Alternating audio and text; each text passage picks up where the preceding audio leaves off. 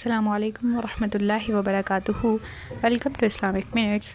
آج ہم ایک ایسے گناہ کے بارے میں بات کریں گے جو بظاہر زبان سے نکلا ایک جملہ ہوتا ہے، لیکن وہ جملہ انسان کو اسلام کے دائرے سے خارج کر دیتا ہے۔ وہ یہ کہ عالم دین کی بے عزتی کرنا، علماء کی توہین اور دینی شخصیات پر زبان درازی کرنا۔ کیا آپ جانتے ہیں کہ کسی عالم دین کی توہین صرف بدتمیزی نہیں ہوتی بلکہ بعض اوقات وہ کفر بھی بن جاتی ہے جو انسان کے لیے وبال جان ہے۔ اللہ تعالیٰ نے قرآن مجید میں علم والوں کا مقام بلند فرمایا۔ اللہ تعالیٰ نے سورہ زمر میں ارشاد فرمایا، کہہ دو کیا علم والے اور بے علم برابر ہو سکتے ہیں۔ ایک اور مقام پر اللہ تعالیٰ نے ارشاد فرمایا، اللہ سے اس کے بندوں میں سب سے زیادہ ڈرنے والے علماء ہی ہیں۔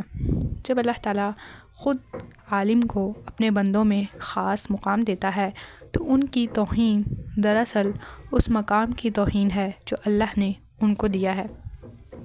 رسول اللہ صلی اللہ علیہ وسلم نے علماء کے فضائل بیان کرتے ہوئے فرمایا، علماء انبیاء کے وارث ہیں۔ تو جس طرح انبیاء کی توہین کفر ہے، علماء کی توہین بھی اسی دائرے میں آتی ہے۔ ایک اور حدیث میں آپ صلی اللہ علیہ وسلم نے ارشاد فرمایا، جس نے میرے کسی ولی سے دشمنی کی تو گویا اس نے مجھ سے جنگ کا اعلان کیا۔ عالم دین اللہ کا ولی ہوتا ہے، اس کی دشمنی گویا اللہ سے دشمنی ہے۔ تو کیا کوئی شخص اللہ سے دشمنی کر کے مسلمان رہ سکتا ہے؟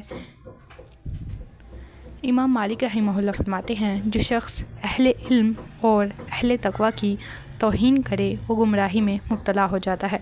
امام نووی رحمہ اللہ اس کے بارے میں فرماتے ہیں، عالم دین کی اہانت علم کی توہین ہے، اور علم کی توہین اللہ اور اس کے رسول کی توہین بن سکتی ہے۔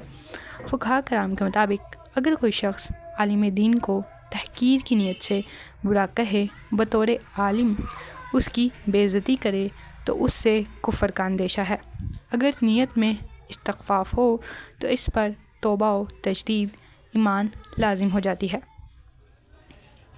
عالم دین کی توہین کوئی معمولی بات نہیں ہوتی، یہ گناہ نہیں ہے بلکہ بعض اوقات کفر بن جاتا ہے۔ اپنی زبانوں کی ہم سب کو حفاظت کرنی چاہیے، کیونکہ ہماری زبان سے نکلا ایک جملہ بھی ہمیں جہنم تک پہنچا سکتا ہے۔